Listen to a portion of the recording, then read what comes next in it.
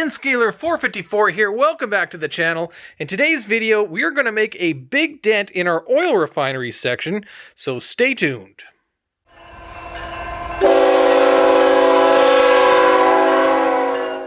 So I already glued down my cork base and laid the track, which includes the turnouts, and that is all wired up and ready to go.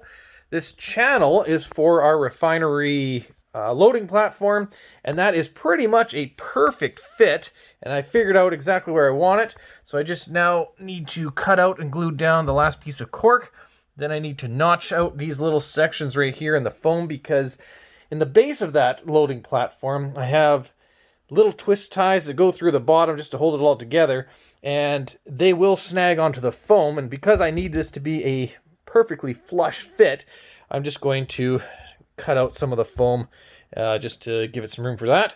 And then obviously we're going to drill down for a hole for our wiring, and then we can start test fitting or laying out some structures and seeing what it looks like.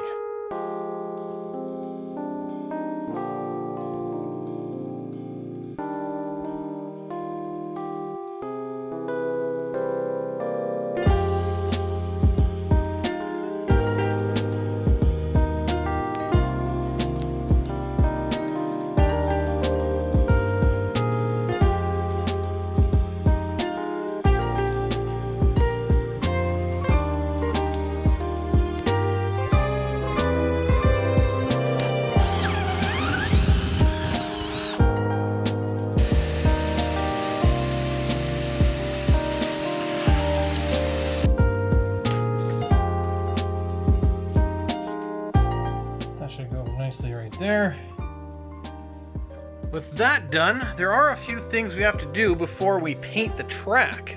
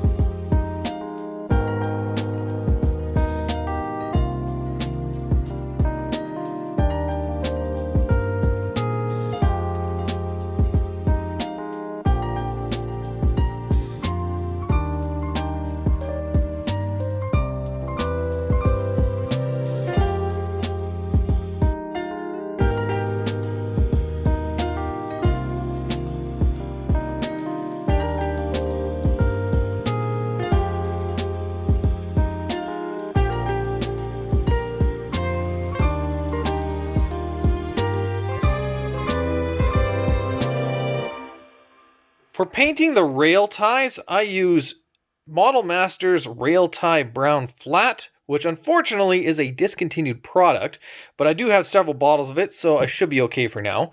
I might add a little bit of Tamiya's Red Brown just to give it a little more of a brown color, because as you can see, it's a bit chocolatey and a little bit of green tinge, which honestly when it dries it looks pretty good. But if I do that, I'm going to add it in maybe about here forward, because I want this all to be just the rail tie brown, so when I paint this side that way, I can transition it nice and easily. I'm going to mix it into these little jars that work with my Badger airbrush, the Badger 350. I got these off of Amazon. If I can find a link, I will put it in the description. But I think we are all taped off and ready to go.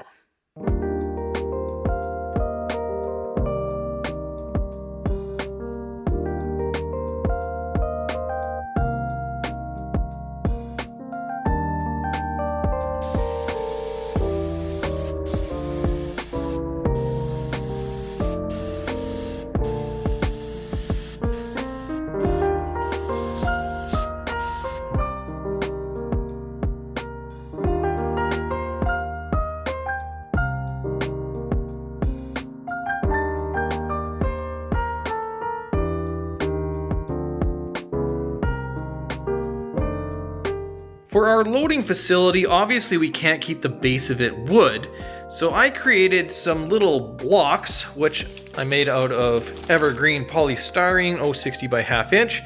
I painted them a concrete color, and those are gonna go in between each one of these little spaces, and I have to shape each one of them to look something like this. So it's gonna be a long, tedious process, but eventually we're gonna get a floor.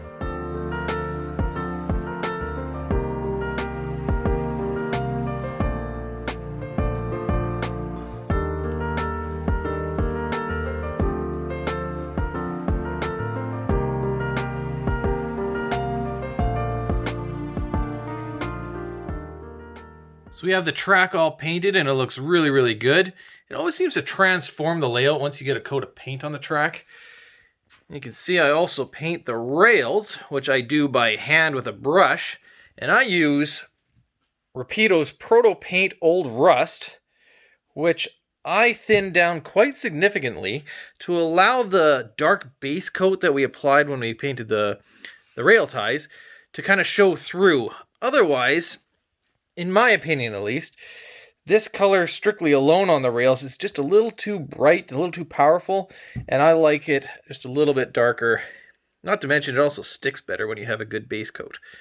Now you might have noticed I have a whole bunch of plastic strips laying around, and that is for our loading facility. It is already painted in a concrete color. I've also cut them to shape, and so we can now go ahead and lay that down, which is really going to set the scene of this whole section right here. Now before I lay any of these strips down, I wanted to add some of these Walthers Cornerstone track bumpers to the track, and I found that they have this little strip on the front, and when you put this in place, like so, the coupler hose on the bottom contacts that, and it prevents the coupler from ever hitting the bumper, which defeats the purpose. So it's a bit of a silly design, and I don't know why they did that. So I cut that out and just relocated it to the bottom. So now, when you put this in place, your train coupler actually will contact that. So much better.